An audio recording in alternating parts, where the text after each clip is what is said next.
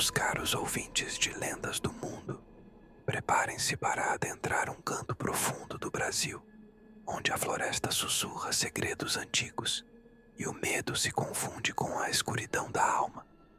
Já viram o sol se pôr sobre o emaranhado verde da Amazônia? Pois saibam que, quando as últimas luzes se esvaem e as estrelas parecem distantes demais para iluminar, há criaturas que despertam. Criaturas que não são apenas mitos, mas a manifestação de um desejo sombrio, um mistério que se enraiza na própria natureza humana. Hoje não lhes trarei um monstro de garras e dentes, mas algo muito mais sutil e infinitamente mais perturbador. A lenda de Matinta Perera. No ano de 1912, o isolamento era a norma na pequena vila de São Bento, aninhada à beira de um afluente do rio Amazonas, no interior do Pará. Longe da efervescência das grandes cidades, a vida pulsava no ritmo do rio e da floresta, sob um céu que parecia mais próximo e mais imponente. As noites em São Bento eram escuras, iluminadas apenas pelo luar e pelo brilho tênue das lamparinas. Era nessas noites quando o silêncio era quebrado apenas pelo coachar dos sapos e o zumbido dos insetos, que um som peculiar começava a ecoar.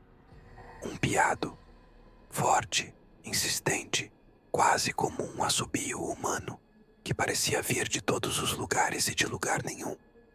Os mais velhos se encolhiam em suas redes e os pais apressavam os filhos para dentro de casa.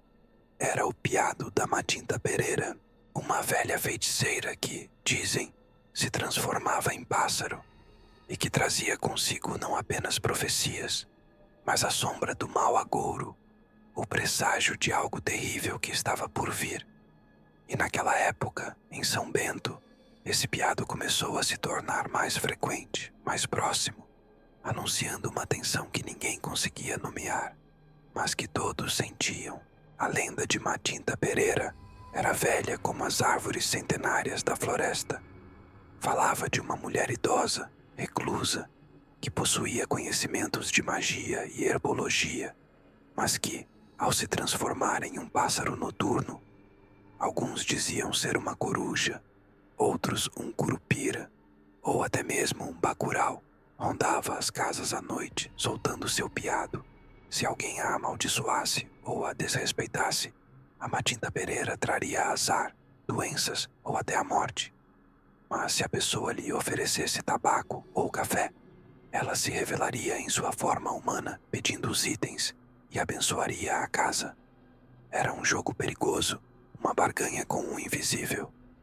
Mas em São Bento, o jogo estava prestes a mudar, e a barganha a se tornar uma dívida impagável.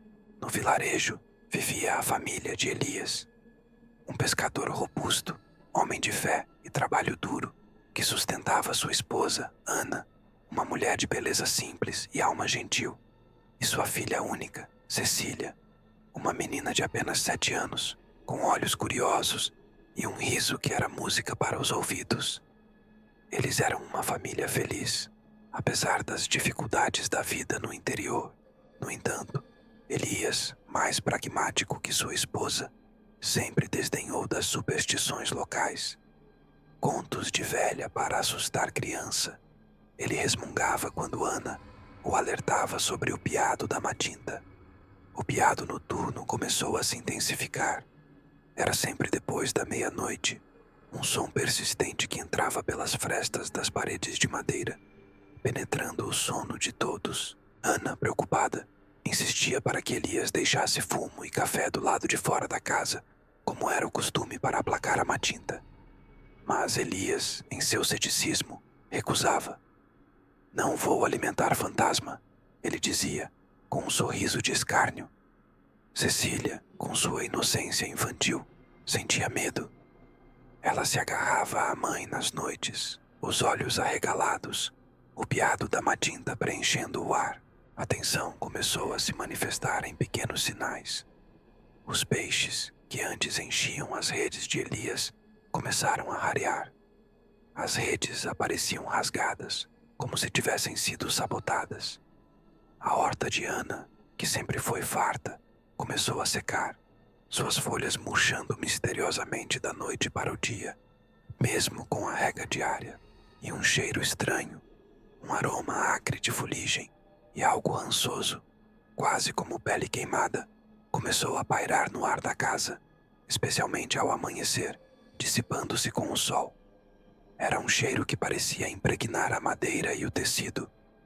Elias tentava encontrar explicações lógicas. A pesca estava ruim por causa do tempo, a horta estava doente, mas Ana, com sua fé enraizada nas lendas, via a mão da Matinta em tudo. Você a desrespeitou, Elias, ela sussurrava, os olhos cheios de temor. Uma noite, o piado da Matinta Pereira parou em frente à casa de Elias. O som era tão alto e insistente que parecia vibrar nas paredes. Elias, irritado, abriu a janela e, num ímpeto de raiva e desafio, gritou para a escuridão: "Calhe a boca, ave maldita! Não tenho fumo nem café para você. Vá embora!" O piado cessou abruptamente. Um silêncio profundo caiu sobre a vila. Mas não era um silêncio de alívio. Era um silêncio pesado, opressor, como se o ar tivesse sido sugado.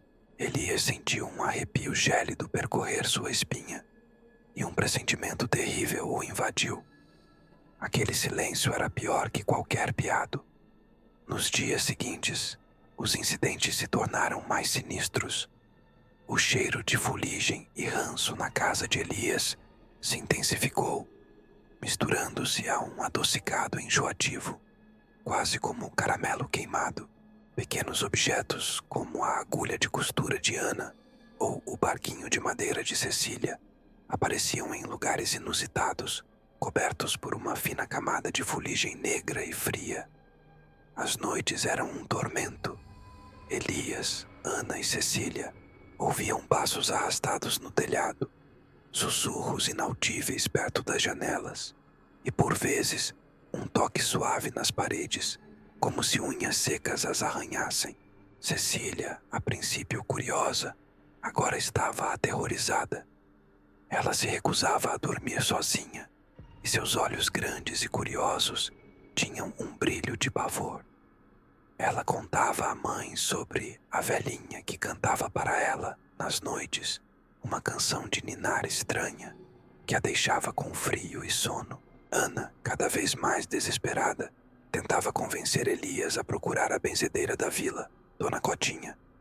Mas Elias, em sua teimosia, ainda se agarrava à razão. Uma tarde, Elias foi pescar, deixando Ana e Cecília sozinhas. O dia estava quente e abafado. Ana estava na cozinha, preparando o almoço, enquanto Cecília brincava na varanda. De repente, Ana ouviu um som. Não o piado da Matinta, mas um assobio suave e melódico, vindo da varanda, quase como uma canção de ninar. Ela sorriu, pensando que Cecília estava cantando. Mas então, a melodia mudou, tornando-se mais gutural, quase um coachar. E o cheiro de fuligem e ranço invadiu a cozinha. Ana correu para a varanda.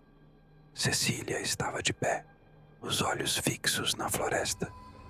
Ela balançava o corpo suavemente, como se estivesse dançando com alguém invisível, um sorriso sonhador em seus lábios. Ana chamou o nome da filha, mas Cecília não respondeu. A melodia vinda da floresta aumentou, tornando-se mais nítida. Não era humana. Era um piado baixo, grave, cheio de uma melancolia perturbadora. Ana sentiu seu sangue gelar. Ela se aproximou de Cecília e, ao tocar o ombro da filha, sentiu um frio intenso, como se o corpo da menina estivesse congelado. Cecília virou a cabeça lentamente. Seus olhos, antes brilhantes e cheios de vida, estavam opacos, distantes, com um brilho estranho, quase vítreo, refletindo a luz da floresta. E um sorriso pálido, sem alegria, se abriu nos lábios de Cecília. Ana gritou. Não um grito de dor, mas de puro pavor. Ela tentou puxar a filha para dentro, mas Cecília parecia estar presa, seus pés enraizados no chão da varanda. A melodia da matinta se intensificou e o cheiro rançoso sufocou Ana. Ela viu algo na floresta, na penumbra densa entre as árvores. Um vulto, não um pássaro, mas uma figura esguia, curvada, com a pele enrugada e os olhos brilhando no escuro, observando-as. Não parecia ter um sexo definido. Era uma forma antiga, primordial. E algo em seus olhos revelava uma fome, não por comida, mas por algo mais sutil, mais íntimo. Ana se debateu. Conseguiu arrastar Cecília para dentro e trancou a porta. As duas caíram no chão, ofegantes, os corpos tremendo. O assobio da matinta continuou por um tempo, vindo de fora, zombando, antes de se afastar lentamente. Quando Elias voltou, encontrou Ana e Cecília encolhidas no canto da sala, os olhos arregalados, o corpo da menina ainda gelado. Ele tentou entender o que havia acontecido, mas Ana estava histérica, murmurando sobre a velha e o cheiro. Cecília não falava, apenas olhava para a floresta com aqueles olhos vazios. Nos dias que se seguiram, a saúde de Cecília começou a declinar. Ela estava pálida, magra, e seu corpo permanecia estranhamente frio. Ela passava horas em silêncio, sentada no canto, balançando-se e cantarolando baixinho a melodia da matinta. Elias, finalmente, cedeu ao desespero e procurou Dona Cotinha. A benzedeira ouviu a história com um olhar sombrio. Ela confirmou o que Ana já sabia. A matinta Pereira havia marcado Cecília. O piado, o cheiro, o toque frio. Tudo era um sinal de que a velha feiticeira estava sugando a vitalidade da criança, preparando-a para algo mais. Ela quer a alma dela, Elias, disse Dona Cotinha, os olhos fixos nos dele. Sua filha está entre os mundos. Você desrespeitou e ela veio cobrar. Dona Cotinha realizou um ritual com rezas, ervas e fumaça. Ela tentou purificar a casa e a menina, mas a matinta Pereira era poderosa e o rancor da velha feiticeira contra Elias parecia maior do que qualquer reza. Uma madrugada, enquanto Elias e Ana dormiam exaustos, o piado da matinta voltou. Não era o piado suave de antes, era um grito agudo, quase humano, que ecoou pela casa, seguido por um som de raspagem vindo do quarto de Cecília. Elias e Ana pularam da cama e correram para o quarto da filha. Cecília não estava lá. A janela estava aberta e na parede ao lado da janela havia marcas de unhas arranhando a madeira, como se algo tivesse escalado por ali. O cheiro de fuligem e ranço estava insuportável no ar, misturado a um odor adocicado e enjoativo, como de flores murchas. Elias e Ana correram para fora da casa, para a escuridão da floresta. O piado da matinta Pereira os chamava, conduzindo-os mais e mais para dentro do emaranhado de árvores. Eles corriam desesperados, o coração batendo forte no peito, rasgando a pele nos galhos e cipós. O piado cessou, e então eles a viram, em uma pequena clareira, sob a luz fantasmagórica da lua, estava Cecília. Ela não estava sozinha. Atrás dela, uma figura esguia e curvada, com os longos cabelos emaranhados e a pele enrugada como couro velho. Não era um pássaro, nem uma mulher em sua totalidade. Era uma criatura disforme, com olhos que brilhavam com uma luz sinistra, refletindo uma fome insaciável, um desejo que ia além da compreensão humana. A matinta Pereira. Cecília estava de costas para os pais, os braços estendidos para a matinta, como se estivesse aceitando um abraço. A matinta estendeu um de seus braços finos, com dedos longos e nodosos, e tocou o rosto de Cecília. Um brilho esverdeado emanou do toque. O corpo de Cecília começou a brilhar, e então ela se desfez. Não em sangue, mas em uma névoa esverdeada que se misturou ao corpo da Matinta, que pareceu crescer e se tornar mais sólida com a absorção.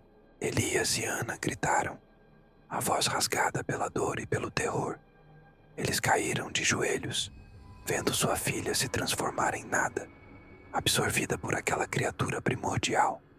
A Matinta Pereira, agora com a forma mais definida, seus olhos vazios mas brilhando com um fulgor cruel, olhou para Elias. Um sorriso sem lábios se abriu em seu rosto, revelando dentes finos e pontiagudos.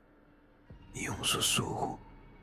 Não era um piado, mas uma voz gutural, quase de pássaro, que ressoou na mente de Elias. Você não me ofereceu. Eu peguei. A Matinta Pereira se virou, e com um bater de asas que não era de pássaro, mas de algo muito maior e mais antigo, sumiu na escuridão da floresta. Elias e Ana ficaram ali, sozinhos, na clareira, o cheiro de fuligem, ranço e flores murchas impregnando o ar.